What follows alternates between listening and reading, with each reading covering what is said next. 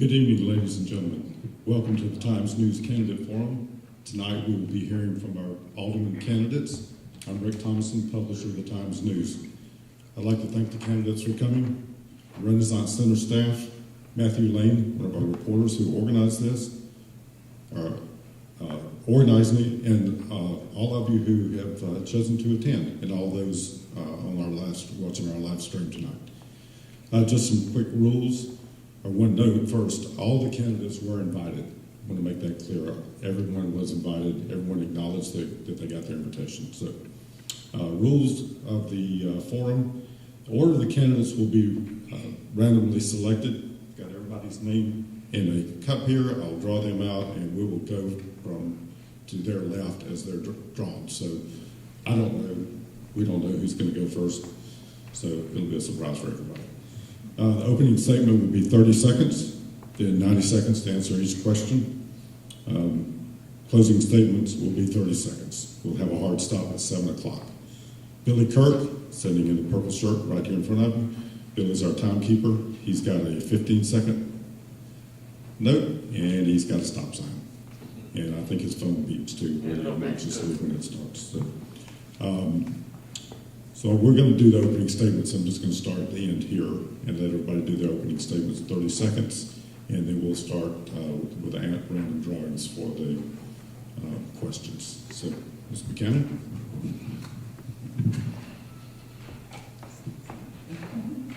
Good evening. My name is Sarah Buchanan, and I'm running for alderman because there are three main priorities that I would like to tackle with the city of Kingsport: urban blight, economic growth, and also infrastructure. I was born and raised in Kingsport, and I've been doing development for the past 20 years, but I'm ready to bring that experience home. And I know that my perspective and my background and experience in managing budgets and projects can help bring a new perspective and can help push forward the progress that Kingsport is making. Vote Buchanan, May 18th. Mr. Carr. Hello. I'm Joe Carr, and simply put, I'm running to rekindle Kingsport. That means lowering our city's debt by stop spending money on the money that we don't have on things we don't need, like bike lanes, sidewalks to Neverland, spending $2.2 million moving power lines from one side of the street to the other, and keeping our kids in Kingsport by putting an increased emphasis on vocational training in our school system. Mr. Combs. Hello, I'm Wes Combs. I grew up in this region. I graduated from ETSU, and I'm really focused on the future. I built a business in tech that's created jobs here, and I want to see that continue. I spend a lot of time focused on the future and a future outlook in economics, and I really want to bring those skills to the BMA. So a vote for me is really kind of a vote for the future. Ms. Cooper. Condoleezza Rice said, "There's no greater challenge and no greater honor than to be in public service." My name is Betsy Cooper, and I've been honored to be on the Board of Mayor and Alderman for the last 4 years. My goal as public service is simply to give back to Kingsport, because this city has continued to be good to me and good to my family. I've raised my family, I've been educated here, I've had access to good jobs, and a wonderful place to call home. I've been blessed by this community, and I feel compelled to give back to my community. Ms. George. Hey, I'm Colette George. I'm broker-owner of Blue Ridge Properties. I was born here, raised here, got the opportunity to bring my children back here and raise them in Kingsport. I'm running again because there's a lot of projects that I feel are very important to keep Kingsport the place that families want to come and live in to raise their family. And I'm asking you for your vote for one more term. Mr. Harshbarger. Good evening, everyone. I'm Bob Harshbarger. I'm your local community trusted pharmacist, and I'm also a father of 2 young strapping boys. I grew up here. I was educated here, and now I've been blessed to be able to come back and work in Kingsport, which nowadays is something that isn't necessarily the case, and that's where I want to focus on rekindling this and getting everyone back to having a job here in Kingsport. I appreciate your help. Mr. Montgomery. Good evening. Thank you to Times News for inviting us here this evening. I am Paul Montgomery, and I am an Eastman retiree, and also I've worked several years here in the community helping in several different projects through several different organizations. Kingsport has a rich history, and its rich history is in manufacturing and education. And I believe that is the basis for us to build a strong future. And I want to be part of that decision-making process to make Kingsport stronger than it is today. Mr. Moore. I'm J.S. Moore. I'm here from Kingsport. Grew up here, went to Sullivan South High School. I'm running because I think that aldermen are supposed to be there for the people. I think that the past decade or so, it's been servicing the private sector more so. I feel like people weren't listened to when the Ballard merger happened. I do feel like Kingsport and this region itself needs a hospital authority, and we also need to take care of our homeless in such a way that we can be the model city and an example to others. Thank you. Our first question tonight, I will draw a name after I read this. In your mind, what should be the city's top 3 priorities?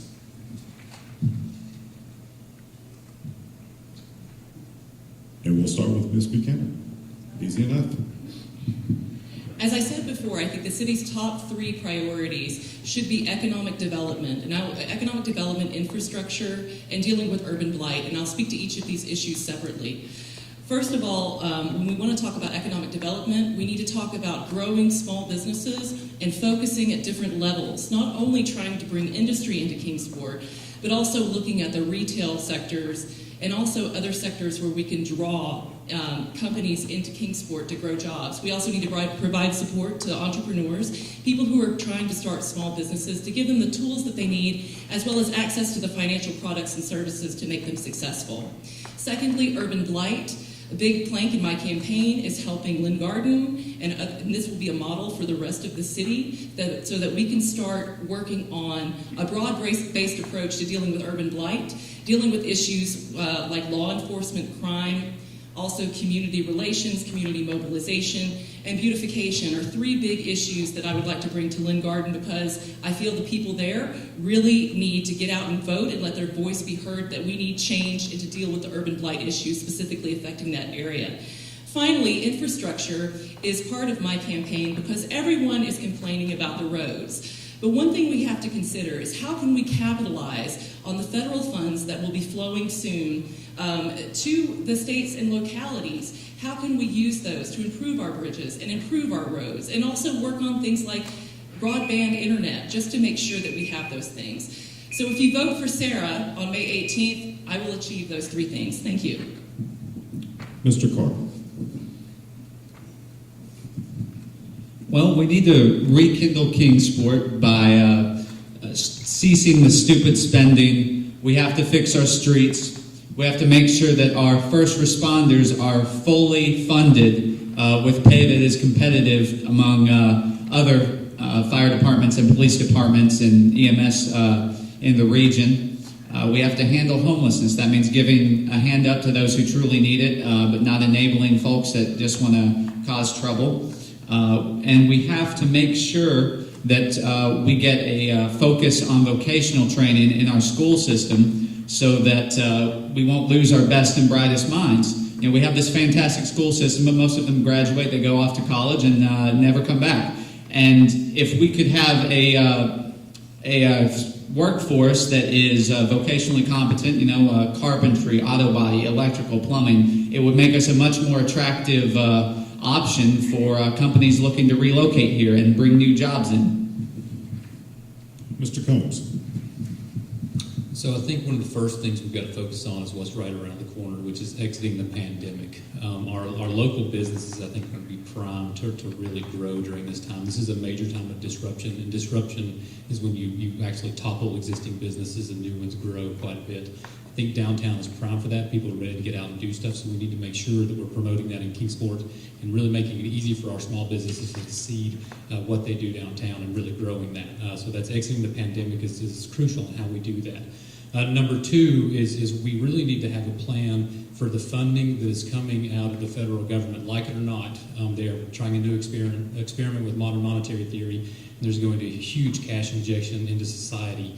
And it's really there to be spent quickly and really grow. And I think Kingsport needs to work its hardest to access as much of those funds against other parts of the country, because people are moving here as well. So we need to be ready to take that, put people to work, create lots of jobs, and use that money to really build a lasting future for the city of Kingsport. I think that's very important to do.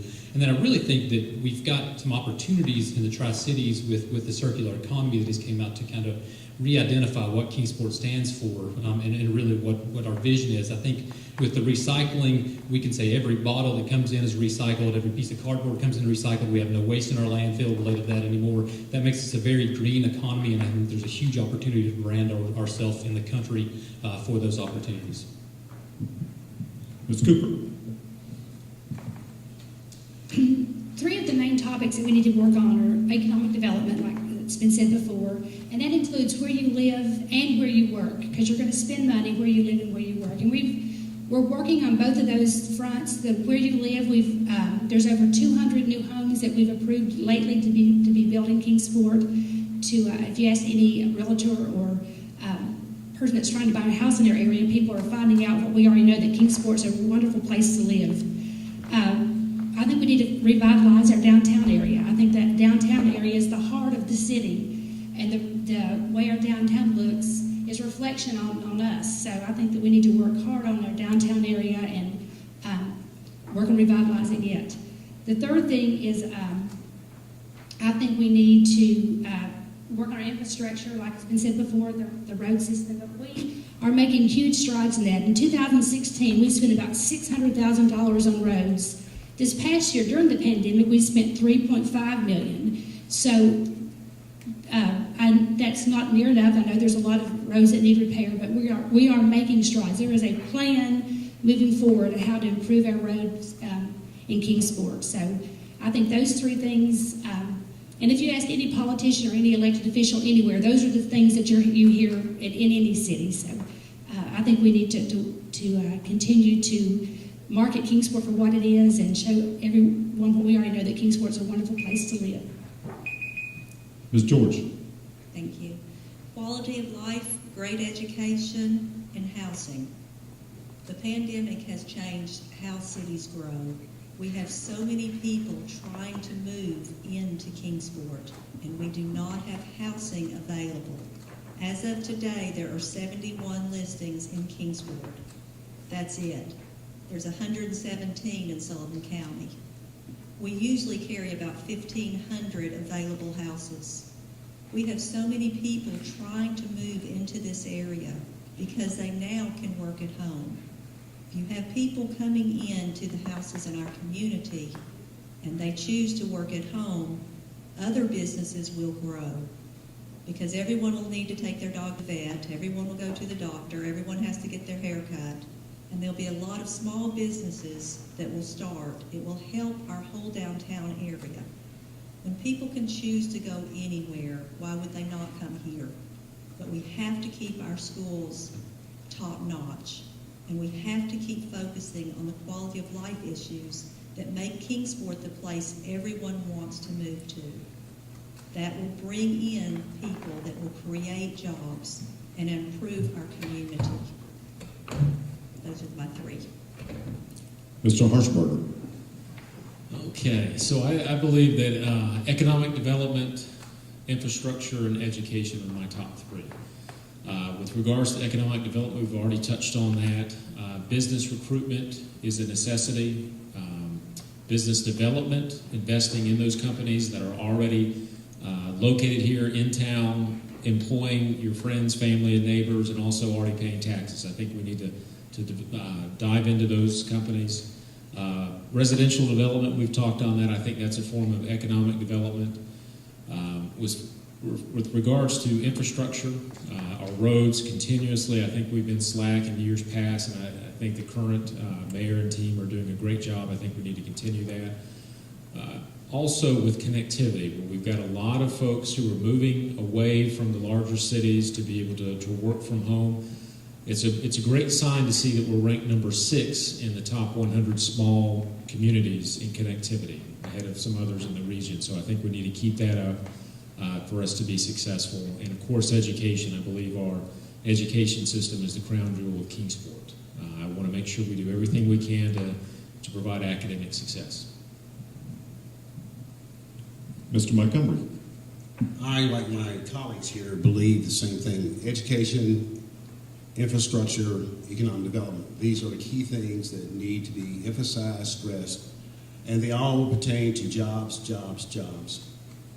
Keeping Kingsport's public education strong is a key. We have achieved, we've attracted, we have attracted people to our area because we're a strong education system. So whatever we do, that has to be job one, that we maintain a strong public education, and now we're growing a strong higher education as well. And that will also enhance, we need to use that as an incentive to draw other people to Kingsport. And I'm sure that plans are in the way to do that. To get the youth that grow up in the city to stay here is very important. We have too many of our children grow up, we get educated here, go off to school, and then they stay away. We need to maintain, retain them.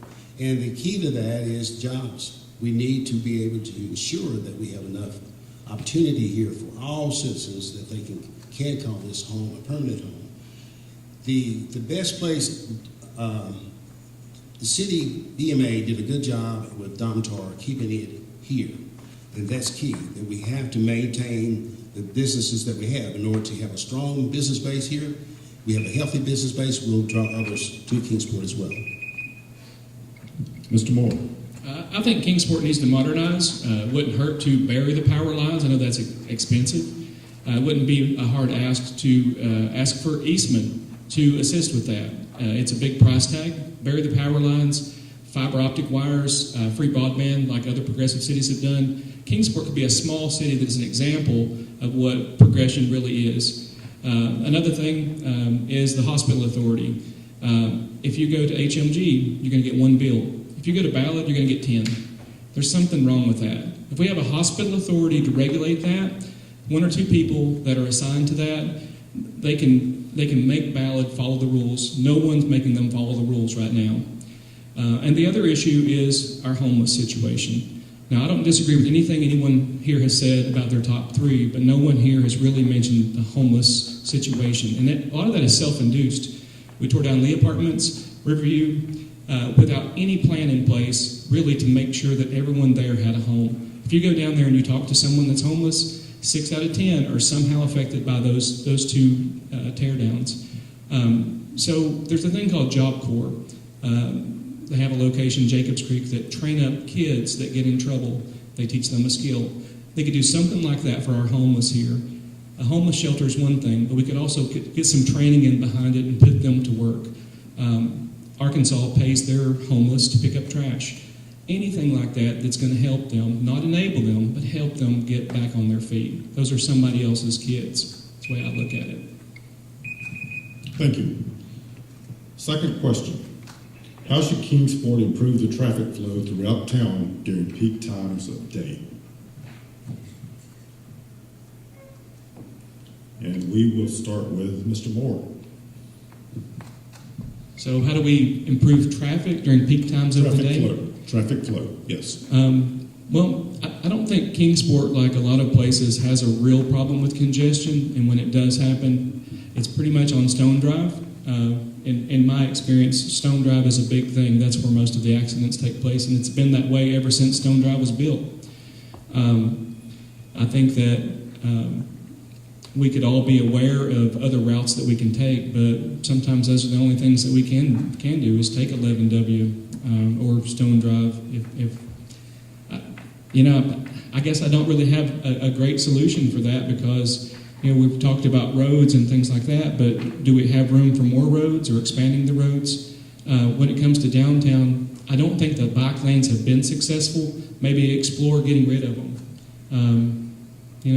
If we're going to develop downtown, put some money back into downtown, then maybe 2 lanes of traffic going back and forth is a good thing. It doesn't really get congested there unless it's like school time or people are getting out of work. It does bottleneck there, right here in front of the Renaissance Center, and there's a lot of pushback when they built the bike lanes. Why did it happen? well, it's here, but that doesn't mean we can't revisit that. Thank you. Ms. Buchanan. I didn't realize I was next, but I'm ready. I think but everything that I do and will do as alderman will be based on evidence. I will conduct research before there's any sidewalk built, any bike lanes built. How many people are using the bike lanes? How many people needed a sidewalk on Stone Drive? We need to do this vital research before we actually commit funds to anything. And even the traffic flow issue, I would approach it the same way. I would conduct a study or contract out to conduct a study so that we could find out where the bottlenecks are, at what times of day are these things happening, and what are the causes. So how do we understand the underlying issue that's causing the traffic problems in the city before we start to take action, so that everything is deliberate, measured, intentional, and we can see that there's impact and show that to the taxpayer and say, this is where your money went and this is how many people this particular sidewalk is benefiting or this improved traffic flow is benefiting. So once we do the research and once we understand what the real problem is and what's causing it, I would advocate again to work with federal and state authorities to try to find out what kind of smart solutions we can use in our city to try to improve the traffic flow and make sure that people are as safe as possible. So really my approach is evidence, evidence, evidence, research, and then being accountable to the people to say, this is where your money's going and this is how it's benefiting you, making you safer, and making your city run a lot better. Thank you. Mr. Carr. I actually don't think that the traffic congestion is that bad in Kingsport, especially if you compare it to cities like Johnson City or Knoxville. But I can tell you one thing, citizens definitely don't want more roundabouts or more bike lanes. And I think we should seriously look into getting rid of the bike lanes and bringing back cruising on Broad Street. I think that might be a very good way to revitalize our downtown like so many people have tried in years past. Mr. Combs. So I think if you're going to try to improve something, you've got to measure it first. So obviously data would be the first thing you start trying to do is figure out where the bottlenecks exist. I will say driving through downtown, the timing of the red lights, you can watch the actual crossing signals, and if it's a certain time, you can actually make it all the way through downtown and watch them count down. I think, I don't know if that was by design, but it works well. I've noticed that as I take my daughter to school every day. I will say that, in the short term, updating, Google Maps or Apple, and actually sending that will reroute people. So that's a short-term thing to reroute traffic if there was an accident. But I will say the future is going to address a lot of these things. There's protocol coming out in 2023. Every car will be equipped with it called V2V. That's vehicle to vehicle. Every cars will talk to each other. They will platoon. They will, as you're going down the interstate, you'll get narrower and go faster, right? V2I, the city needs to be planning for that. It's vehicle to infrastructure. That's where the roads can talk to the cars, the stop signs can talk to the cars. The city needs to be planning on how it's going to deploy that in the future and upgrading itself, putting infrastructure in to have that ready, because that will change. Self-driving cars are coming, whether we like it or not, they're going to. I think it'll be nice at some point, but I still like to drive as well. So a smart city is very, very important. I think that infrastructure spending bill will help with that, and there's some earmarked for that as well. And going into like electric cars and these things, thinking about housing, we need to be thinking about how we're going to charge all this stuff. I don't know if AEP is ready to upgrade, but I think that's, if you're doing apartment complexes, everybody's going to be charging at night. You have to have an address or a way to address that as well. And so I think the future is going to actually make traffic much easier. Ms. Cooper. I don't see a huge traffic problem in Kingsport. I just got back from Hilton Head about 4 o'clock today and took 45 minutes to get over the bridge. So there's some places that do have a huge traffic issue. One thing that Kingsport offers is the CATS program, the transit service. Chris Campbell runs the CATS service, and he's open to any suggestions. So if you need transportation from one location to another, you can always depend on CATS or call their Kingsport transit service. Also, we've had a lot of talk about the sidewalks on Stone Drive. That is a TDOT project, and they did study and did see how many CAT stops are along Stone Drive and how many fatalities have happened because people were crossing Stone Drive. So there was some study done, there was some data done, and that project is 90% funded by the state and 10% by Kingsport. So that is only earmarked for state routes. We can't take that money and spend it on a sidewalk, in a neighborhood. That has to be on Stone Drive. That's the only place we could use it. So, and it's a 90-10 match. So we got a lot of bang for our buck with that project. But there was a lot of data we presented to the, before we approved even the 10%. The sidewalks on Stone Drive are a whole different issue, a whole different funding source. Thank you. Ms. George. Thank you. I'm kind of like Betsy. I lived 10 years in Dallas, and so I've not seen the traffic here yet. I do think that we do a lot of studies and look at different ways when we align the signals, when traffic circles are built. We have traffic engineers that run run all the statistics and do all the data, and those decisions are made by using data. When you look at how you can change traffic flow, you have to look at what's causing it. And a lot of times if you're saying where things are bottleneck, it's because of schools letting out. And do you really want your kids to be flying out of schools on roads faster than they're going? A lot of times when you're looking at some traffic congestion, you're looking because there is a bus that has stopped. And I think the safety of our citizens and the safety of our kids is very important, even if it does slow our traffic down. And in working with a lot of people coming into this area, I never hear complaints about our traffic. In fact, people are amazed at how well things do flow. And I like the roundabouts. I think they're great. And they're kind of unique to our city. But a lot of study and data goes into every traffic decision that is made and every road that's done and every stoplight that's put in. So it really is studied. Thank you. Mr. Harshbarger. Having spent 4 years in Atlanta not too long ago, I kind of concur with Colette. I haven't really seen the traffic problem here or the flow for that matter. I'm not going to sit up here and act like I'm an expert in transportation. I'm wearing scrubs, not a hard hat. But I do want to say that I have full confidence in our staff at the city. I think we've got a fantastic staff. I believe they do the research. They put their best foot forward, and they have other people that surround them that give them advice. And so I would just continue to support that, and that's all I have to say. Mr. Montgomery. I too have not having the background information data, which would be important to give an opinion. But the thing that I travel Stone Drive the majority of the time, and if I had to offer something as an advice, I would look at all the road construction things that are there now that no one's working, and maybe removing that as soon as possible. Work with the state to remove that. That would free up the flow. I know on Stone Drive, and if their work has to be done, maybe coordinate that in a slower period of time when it's easier flow.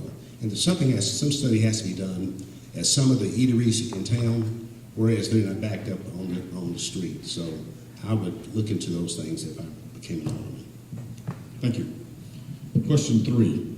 What should the city of Kingsport's role be in addressing the homeless situation in the city?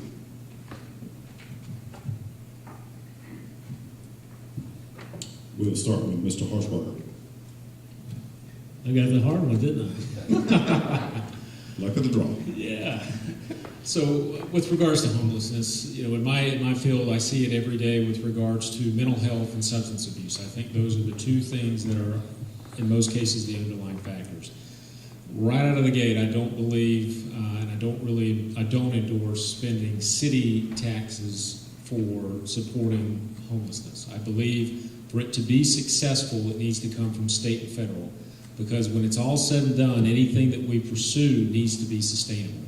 And I just full-hearted, I don't want to go out and build a day center or do, different activities and then it go under in a couple of years. So that's where I honestly believe having something that is sustainable is going to be the best bet for us all.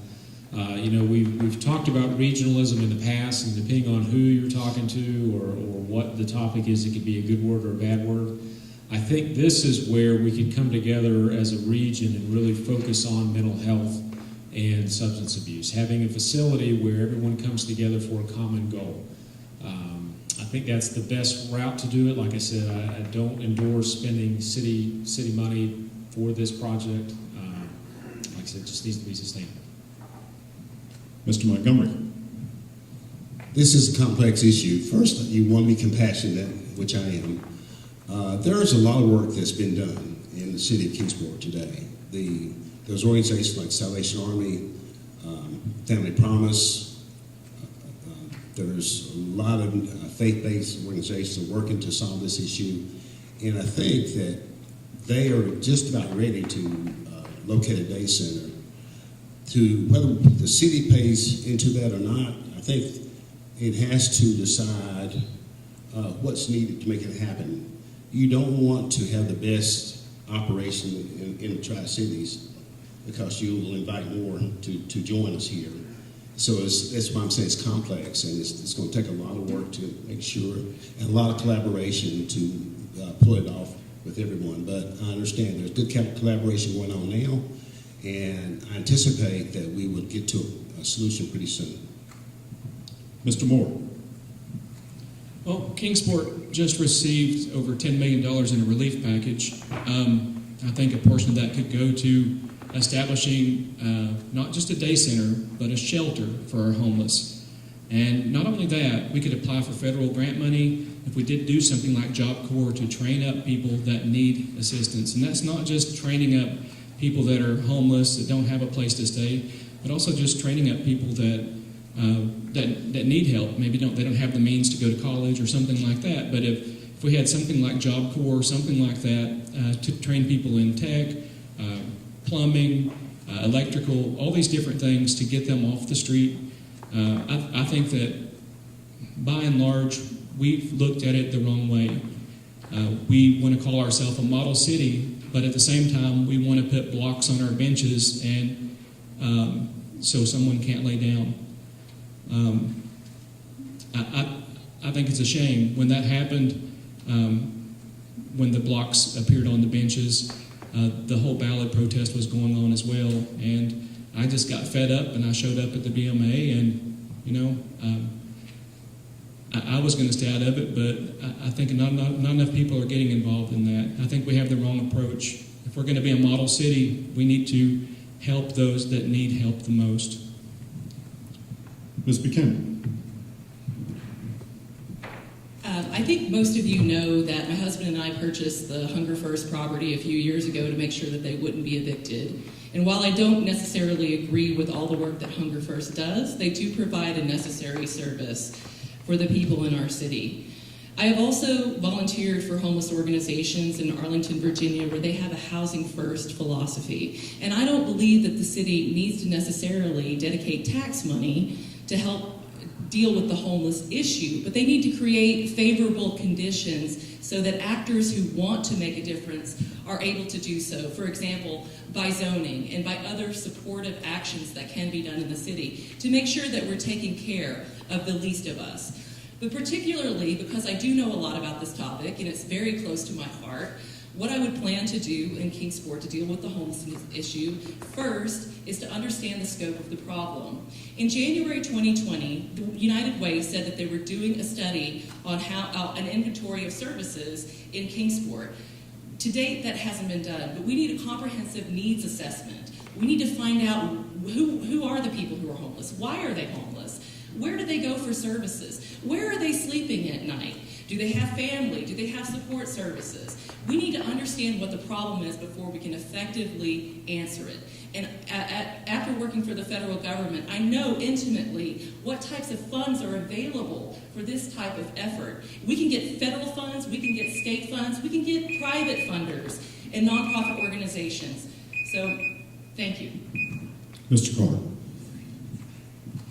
There's an old saying, if you teach a man to fish, he eats for a day, I misspoke. If you give a man a fish, he eats for a day. If you teach a man to fish, he eats for life. And the role of the BMA is to provide leadership in the community in providing a hand up to those who truly need it, not to give a taxpayer-funded handout to people squatting in our streets, doing drugs, disrespecting our police officers, and literally setting each other on fire. Furthermore, if you want a good example of what actually helping people looks like, look at the good work that Jonathan Anderson with Engaged Tri-Cities does, Will Shuey with Shades of Grace. That's the type of thing that we need, and the Kingsport Homeless Coalition that was formed a couple years ago is continuing to do a lot of terrific work in our community.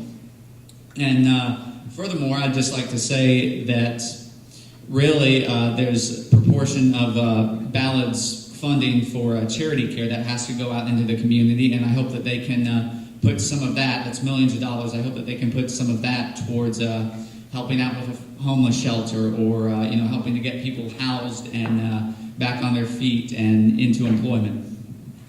Mr. Combs. Yes, so the root issues do go back to substance abuse and mental health. These are healthcare related issues. The Tri-Cities and Kingsport in particular made a pretty large sacrifice 2 years ago with the merger and the COPA. I do think that it's really important to kind of lean into Ballard. They do have commitments in their terms of certification to address those two core issues, and there's money identified in that document. There was actually synergies from the merger that would be released back and could be put back into the community to address issues just like this. The city should be at the table in conversation with Ballard, along with our not-for-profits and our faith-based organizations. I mean, I've had actually people reach out to me saying, hey, our church has X amount of dollars this year, and we have more next year. We want to see something that works, and we want it to help people, and we want it to be lasting to get them back on their feet, which is a great mission. So I think we've got the resources that are becoming in place. I don't think we need to tax our citizens with this right now. I do think we need to be open about where we place it, and then do we have facilities that could be a day center. But we need to be at the table for those conversations. But I don't think the citizens of Kingsport have to bear the burden of all this. I feel that we've already actually made a sacrifice and had a commitment to fix this problem, or fix this issue and address it, and actually make it to where this doesn't become a problem in Kingsport anymore.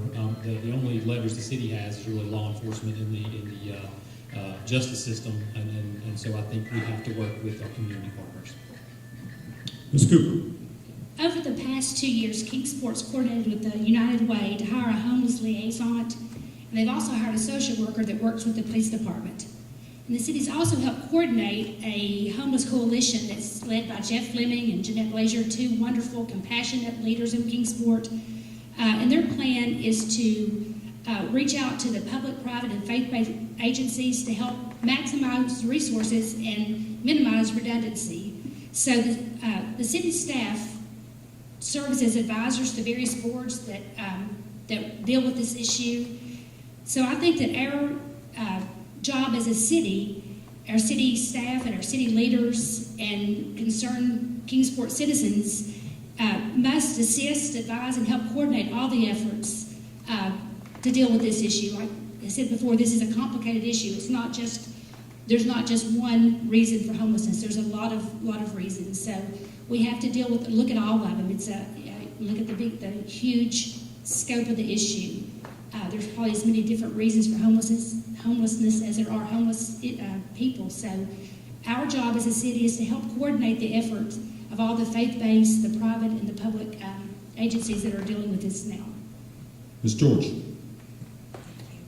As Betsy said, the city has put together the Homeless Coalition, and I think that was a wonderful step, and to look at all the different organizations so that we won't have duplicate services. I don't think you can find an example where the government stepping in for homelessness has found a solution. There's a lot of reasons, as everyone here has said, on why people are homeless. And there's a difference between homeless and criminal activity. And both of those sometimes are on the streets of Kingsport. I think we are very, very blessed in this area to have the faith-based organizations that we do that truly want to help the individuals that want to be helped. We have wonderful organizations out there that do have funds and manpower to provide assistance. Unfortunately, in the past, what we have is a lot of duplication of assistance.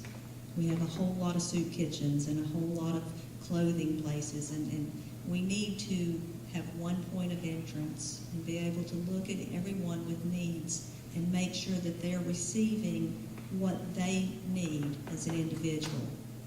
And we have organizations to do that.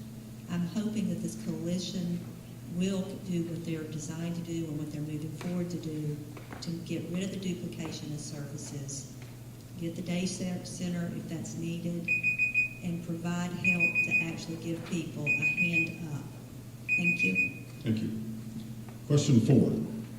What is your view of the regionalism efforts that have gained some steam over the last couple of years? Worth it or waste of time, and why?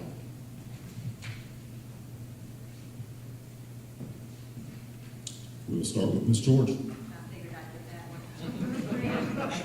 It's a perfect question for me. You know, this, when it makes sense, we do regionalism fantastically. When it came to things like Aerospace Park, which is a wonderful project that benefits everyone, everyone stepped up. When you look at things that are good for this region in terms of job creation, in terms of getting a workforce, in forms of training, in forms of some of the things even with the homeless, we work together great. Our police and fire are terrific with each other. Our police, if they need somewhere else, they go. They all work seamlessly as in the region. When you look at how we are done in taxes for retail, you know that if we're all looking at one restaurant or one store, we're going to fight each other for it because that's what our tax structure is. On the big things, we work great. For the last 18 years, Bristol, Kingsport, and Johnson City have gone to Nashville as a group to present the issues and address them with our representatives on what's important to us. And I know I'm going to run out of time and I can talk more on regionalism, but you know, I think we get penalized saying we don't do a good job when we do on the things that matter. Mr. Harshbarger. Like I mentioned earlier, I think some of the things that we could work on together are common goals, like with the mental health and substance abuse. I think because it's a national issue, that's something that we could come together and focus our efforts on in our tax dollars. As far as the idea of regionalism, I appreciate the idea. I think it works tremendously when we speak with one voice. However, my main motto here is Kingsport first. And so taking on the position as alderman, I want to do everything I can to make sure Kingsport is in the best position possible. And you know, you cross different bridges once you get there, but that's my main focus because I'm running for Kingsport alderman, not a county commissioner or not anything for Washington County or Johnson City. So with that being said, I think the thing that would set us up for success is going back to the development of our neighborhoods and our communities, and people are more likely to spend money where they live. So for us to be successful in the long run, I think we need to focus on that. Mr. Montgomery.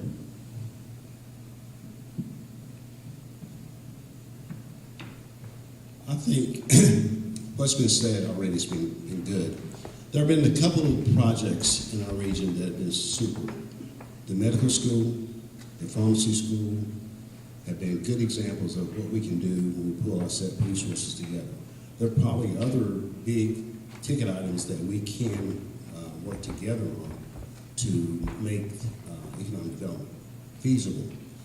In areas of retail, everyone here knows we have lost some in retail over the last few years. I think that's going to continue. When we get to retail, we have to put Kingsport in the best position possible to attract and retain the type of businesses that work well for us here. And as a person serving on the KDB, I've seen some of that over the years, how that comes together, and with incentives and those kinds of things. So I think that has to continue, but for the big part, I think big ticket items, we work together, and on the small items, we have to think of Kingsport first. Mr. Moore. Yeah, I think we've all seen Johnson City, Kingsport, and Bristol come together on some great projects. About a year ago, they were throwing around, and they may still be throwing it around, the idea of calling this place the Appalachian Highlands. I don't think I'll ever think of this as the Appalachian Highlands. I'll think of it as East Tennessee or the Tri-Cities. I think it's important to hold on to our heritage and be proud of our heritage, not let somebody tell us what we should or shouldn't be called. But I'm kind of with Bob and Paul here in that the BMA, we should be centered on Kingsport first, making Kingsport as attractive as possible in the region. We know that we are not the go-to when it comes to shopping. Everybody goes to Johnson City or they go to Pinnacle. So that ship has kind of sailed. But regionally, I think we've done well. I think we play to the strengths. We have a VA medical center here. I'm a veteran. I'm 100% disabled. I go to the VA for everything. But for those of you who do not have the luxury of going to the VA and you're stuck going to Ballard, I feel for you. That's why I think a hospital authority is important. Regionally, that's something that we need as a hospital authority to regulate that. So we should come together with Bristol, with Johnson City, and that's going to help Southwest Virginia. It's going to help Hawkins County. Hospital authority is desperately needed in this area. Thanks. Ms. Buchanan. As with most things, I would approach regionalism with a cost-benefit approach. And I think what we should look at is a dual-level approach to dealing with the issue of regionalism. We should focus on our city. What are the things that we can do in our city? Particularly focusing on education and things like that, and also, local issues, local businesses and things of that nature.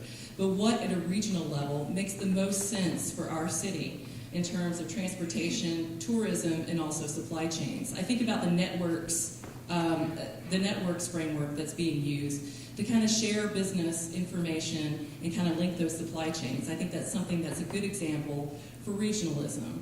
But in talking to people during this election, during this campaign, a lot of people are saying, Kingsport used to be the leader in the Tri-Cities, and we're no longer the leader. So we really have to consider what our role is in the region, and we have to define that role before we just say, we'll do regionalism or we won't. We need to have a clear definition of what our responsibilities are, what the responsibilities of the other governments are to Kingsport, to make sure that we are benefiting our people as much as possible.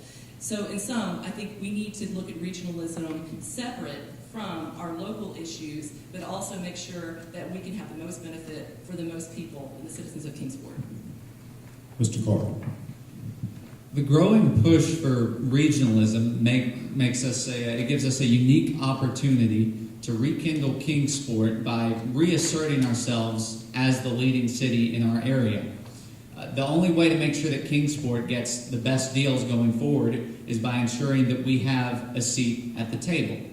And that's why it's so important that we fix our infrastructure, that we put an increased emphasis on vocational training in our school system to make our workforce globally competitive and attractive to prospective new employers. And that's why it's also so important that we accelerate the development of new housing so that all of these people moving here will have a place to go. And also, not just that, but new condominiums for some of the younger generations that want to stick around in this area but aren't quite ready to commit to buying a house.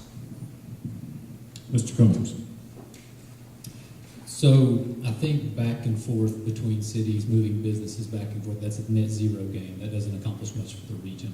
So I think we have to work together on those kind of issues. It's just not productive. And really, Kingsport needs to be at the table for the conversation. Let's say if you're at the table, if you're not at the table, you're on the menu. So Kingsport needs to be there. And I do think that's improving. I think Kingsport is more involved in the regional effort. The regional effort's not that old, so I think everybody's still getting comfortable with each other and trying to figure out what they can and can't do. Their transparency and honesty are key to building those relationships, and that's the stage I feel we're in within the region. I have seen coordination personally. I'm involved in the Chamber Legislative, and there are Kingsport, Johnson City, and Greenville are all represented there, and that has been very productive with all the state legislators and the conversations we have. So I do think that it is getting much better.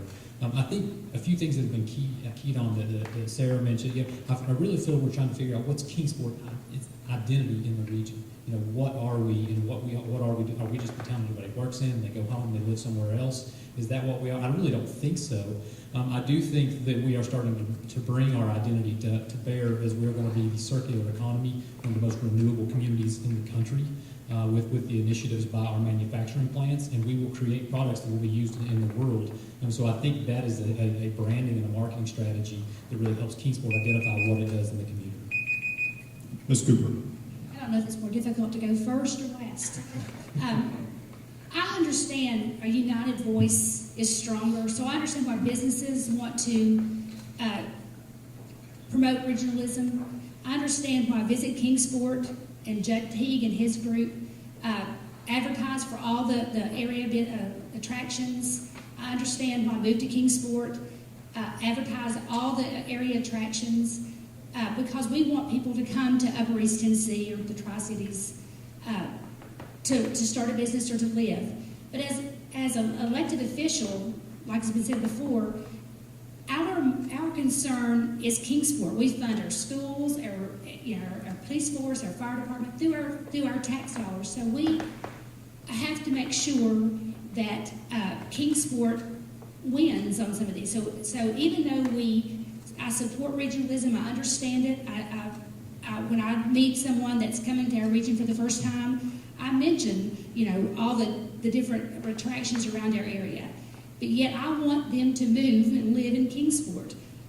So I think that as elected officials, we have to put Kingsport first and understand that we have to sell ourselves, and we have to one of the main things that I think we need to do to make sure that we have that tax base is to shop local. I don't think that's been mentioned. I was trying to think of something that hadn't been mentioned. One of my family members talked about Dick's leaving Kingsport, and I said to her, when's the last time you went to Dick's? Because she orders everything through Amazon. So I think we need to encourage people to shop local, because that's where our tax base comes from, that we can support our police and fire and our schools and infrastructure. And we're going to change the rules just a little bit so we can get to one more question fully and give you time for your closing statement. So this question, you'll have 45 seconds to answer. What types of incentives do you think Kingsport should be using to improve its economic situation?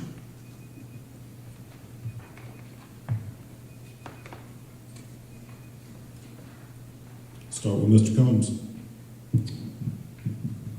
All right, so incentives for economic situation and development. I think we have to think outside the box on this, on really how we immediately grow our small businesses downtown and drive traffic down there to where people are shopping and buying local. So one idea I had is should we do stuff with supercharging stations downtown to bring people off the interstate to charge their cars? I think we have to think outside the box on several things like that. Do we need to do Fun Fest downtown to drive those businesses to where they actually get that foot traffic and they're revitalized quickly, because they will hire. The small business can adapt and react and change faster than large business any day of the week. So I think that's one thing we need to be looking at. Ms. Cooper. The two incentives that come to mind are TIFs and pilots. And to say that we're 100% for TIFs or for pilots, I think is not in the best interest of Kingsport. You need to take each of the requests that come before the city staff and the board and look at each one of them individually and make sure it's a win-win for Kingsport. So we've, since I've been on the board the last 4 years, we've approved several pilots and a couple of TIFs. And in all the instances so far, it's been a very good thing for Kingsport. So I think that you need to look at each project individually and make sure it has merit and it's good for Kingsport. Thank you. Ms. George. When you look at incentives, there's only so many incentives cities are allowed to do, and how we look at the whole big picture. And most cities have the same tools in their toolbox. And as Betsy said, each time an opportunity comes, you have to vet what that opportunity brings in terms of jobs, a benefit to our citizens, and to our community. There are some things we may can think outside the box. We've already done some things with the material agreement, and we're thinking in terms of can we do anything with stormwater to help builders, because what we need right now is housing. But you're very limited as a charter city on what you are allowed to do. And I think we try to take advantage of what makes sense. Mr. Harshbarger. Like I mentioned before, I believe incentives are a way of giving back to the communities, or I should say the businesses that are already invested in our communities, the ones that are already paying taxes, the ones that are already employing our families, friends, and neighbors. But I also think it has to be on a case-by-case, like what's been said before. I do approve, and it was great to see Eastman and Domtar get their particular incentives. I think that, once again, goes right back to investing in the businesses that are here. Mr. Montgomery. I agree that it's best to use incentives where they're feasible and make sense. All incentives are not, but there needs to be enough hooks into any incentive that we have, that you have long term, that you retain the concern that you're trying to attract. But also, there are things that we have in Kingsport that are special in Kingsport. We need to market that. We need to make sure that everybody knows what the real treasures are by being here in Kingsport. Like I said earlier, education is strong. We need to highlight that because we're one of the national rated high schools in the nation. That's a plus that we really need to draw folks to Kingsport. Mr. Moore. I think the incentives have been taken advantage of in the past, as evidenced by Pure Foods, Frank Theaters. I do believe that Eastman has had record profits for the past decade and a half. I think it could do more. So rather than giving them these incentives every time they do something or ask for it, I think Eastman could do more in this region. They could help our school system more. They could help us fix our roads. They could help us with so much. And that would just be a tiny little minute fraction. I don't think they do enough. Just giving jobs out and having decent benefits isn't enough. Eastman could do more. It wouldn't be a bad ask for that. I think it's long overdue. Ms. Buchanan. In terms of incentives for the economic situation, I think first of all we should focus on our local businesses and provide them with incentives and assistance like we do large industries in figuring out a way to make that workable. I also think it's important, if we're going to draw people to Kingsport, we should capitalize on what we already do well, which is education. And people have said this on this stage, but what we need in education is more specialized schooling, schools within schools, conservatories, international baccalaureate programs that will pay good wages to teachers, instructors, and administrators, and also draw people to our city who want their children to have a broader education that builds on the strong foundation that the Kingsport City Schools has provided them. So in sum, I think economic incentives should be fairly applied across the board, and I think we should focus on education to draw more people into Kingsport. Mr. Carr. The bottom line with tax breaks is that they have to be a good long-term investment for the city. That's the only thing that matters. Furthermore, I would rather give tax breaks to regular people and not big corporations. And specifically, I would like to give facade grants or tax credits to Lynn Garden, Riverview, downtown, so that those areas could be spruced up and revitalized. I believe that government should be as local and as limited as possible. It is not the role of government to pick winners and losers. The role of government is to create and facilitate the conditions that attract businesses to our area. And that starts with focusing on our fundamentals, on the basics, fixing our roads, and again, like everyone else has said, is our school system, making sure that we have good vocational programs that are going to want to make companies come here. Thank you all for your answers, great answers, really thoughtful stuff here. We started on this end with our opening statements. I'm going to start with Mr. Moore for our closing statements. 30 seconds. Thanks for the invite. Thank you, everyone, for being here. And like I said, I'm from here. I just think that leadership-wise, Kingsport needs to reshuffle the deck. That's why I'm running. I would appreciate your vote. Again, thanks for being here. Mr. Montgomery. Again, thank you, Times News, for offering this forum tonight. Thank you for attending here tonight, coming out. It speaks well for Kingsport to have 9 people running for 3 slots. That speaks well for the city. That says there's a lot of concern, there's a lot of love for the city. I think I am uniquely qualified with my past experience in working through the city to be on the Kingsport Alderman. And as an alderman, I will listen to all the citizens. I will listen to all the concerns. So please give me your vote on May 18th or go early on April 28th. Thank you very much. Mr. Harshbarger. Thank you again for coming out tonight and spending some time. I know it was drizzling before we came in, so I think we made the right decision. Just want to say I want to do everything I can for this city.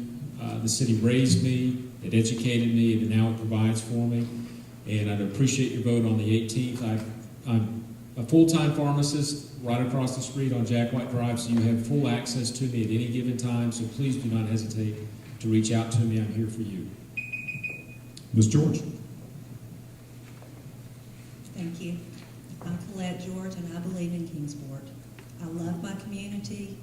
I think this is the greatest place in the world to be, and I want to do one more term to keep moving the projects forward, to make everyone see Kingsport and all the beauty and the safety and benefit of our schools and what a great community it is. So I'm asking for your vote. Ms. Cooper. Thank you. My name is Betsy Cooper, and I taught school in Kingsport for 31 years. I was a kindergarten teacher at Washington Elementary School, and I also served on the Kingsport Board of Education before I ran for Board of Mayor and Alderman. My daughter's a 6th grade teacher at Sevier. My husband and I both were born and raised in Kingsport. We raised both our daughters here. My son-in-law is a pharmacist in Kingsport, so we're committed to our community. We're here to stay. We're retire here and live here the rest of our lives. So I listened to a sermon the other day about community over self, and that's what I prayerfully ask for your vote to continue to serve Kingsport. Mr. Combs. Yeah, I'm Wes Combs. So we're undergoing massive change that no one in the room has ever seen. So the old rules are really out. So I think it's time to get ready for the future is what we're planning for. If you watch some of my videos on livekingsport.com, you'll see that I'm an outside-the-box thinker with some ideas that might work, some might not. So I really want to bring to the BMA that future perspective and round BMA, because I think it needs to have lots of different ideas coming to the table. You get 3 votes in this election, so I'm really asking that you give 1 vote to the future, and that would be a vote for me. Thank you. Mr. Carr. I'm Joe Carr. I'm a local realtor, and as the youngest candidate running, I represent the generation with the most at stake in this city election.